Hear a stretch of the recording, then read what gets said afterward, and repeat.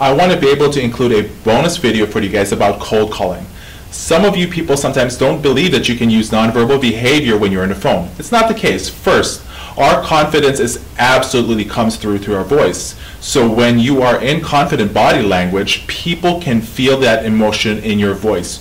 Your vocal cords becomes less stressed, and as we talked about, when you are in confident body language, you begin to feel more confident because you are producing more testosterone and decreasing your cortisol levels.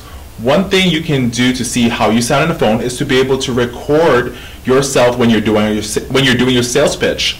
Try to do it in a low, non-confident body language, and another one when you are in a high confident body language. And sometimes if you play for yourself, you're going to be able to see and pick out what sounds better to them. Or you can have somebody else look into it as well. There's actually a study out there that shows the importance of showing warmth and patience and confidence in your voice. There was a study that looked at malpractice suits. And what this study did is that they had participants listen to scrambled clips of doctors speaking. So it was a 10-second soundbite, and what they did is they warbled the words so you couldn't understand what the doctors were saying, but the voice tone and the cadence of words was the same. And they asked people to rate the doctors on their competence level, on their warmth, and in their patience. And then just those ratings corresponded accurately to which doctors got sued the most for malpractice. In other words, people could tell just from listening to a 10-second voice tone tip, no content, which doctor was going to get sued for malpractice. Those doctors got the lowest ratings of confidence. We actually judge people quite a bit on their voice tone and decide if we're going to trust them based on the warmth, patience, and confidence that comes from their verbal voice.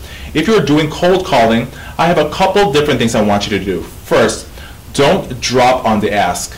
When you are pitching, you don't want to be able to drop your volume or go high on your voice tone when you get to an important number. So for example, a lot of salespeople or marketers would say, I'm so excited to have you as a client. What we can do is we can set this whole project up for you for $3,500. And they drop the volume down because the number makes them nervous. When you do this, it's inviting someone to negotiate your number with you. Non-verbally, they recognize from a subconscious place that you don't feel confident about that number. And so therefore, they should push on you on the negotiations with you. Record yourself not just on the different body languages positions, but also practice keeping your volume and pitch consistently as you go through the pitch. Second, if at all possible, try to send videos to people that you're trying to pitch to or the clients that you're talking to. I would often follow up a cold call with a video in an email. This almost always gets some kind of response, even if it's just an explanation of why we can't work together. It is very helpful for me to be able to optimize my business. Whenever possible, differentiate yourself from the cold calling of other people. So be able to send a video before or sending a video after. So the study that we talked about, physicians being known to be able to be the highest rate of malpractice suits just by people hearing their voice tone and their cadence. This shows the importance of physicians, of nurses, of healthcare workers to be able to learn the skills in regards to rapport building and being able to learn more than just the basic what words to use and what words to teach patients with, but at the same time to be able to learn body language techniques as well as being able to learn how to be able to speak better, how to be able to use their tonality and the cadence of their voice. As a physician, as a nurse, or any healthcare workers, it is important for us to be able to start learning how to communicate properly. Not just learning how to communicate properly with the words that we are using when we're teaching patients on how to be able to care for themselves, or when we're speaking to their family members as well. Understand that in communication, we normally use 100% all words in linguistics, but study has shown that in communication, it is more than that. Linguistics and verbal stuff is only actually 7% of communication. The other 55% is actually body language, and at the same time also another 38% is actually your voice tone. Pretty much the way your cadence of your voice, your tonality is. Are you talking fast?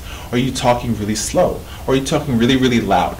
So by being able to be master communicators as healthcare workers, we are going to be able to increase the chances of building rapport with patients and have them start listening to us better so that we can make sure that they understand what we are teaching them. This is very important, as there are a lot of changes that are going right now, especially, for example, hospitals losing a lot of money because of the 30-day readmission rates. One thing we need to do is that when we are teaching patients and their family members on how to care for them, we want to be able to make sure that they actually pay full attention to us. We want to be able to make sure that we communicate to them properly, and we start noticing things if they actually do not understand what we are saying. We need to be mindful about this. Countless times I speak to nurses, and what they say is, "It's not my fault. I already told the patient what they needed to do. It's not my fault if they go home that they don't actually follow the directions that I did or that I told them." Well, let me ask you guys this. Understand that sometimes it is our fault, and most of the time it really is our fault that we're not teaching them correctly. We need to be able to make ourselves understand that our goal is to keep the patients away from hospitals, to get them better, not just to get them better at that point and send them home, but to actually be able to treat them correctly and be able to make sure that they actually understand the care that is needed and the service that they should actually have.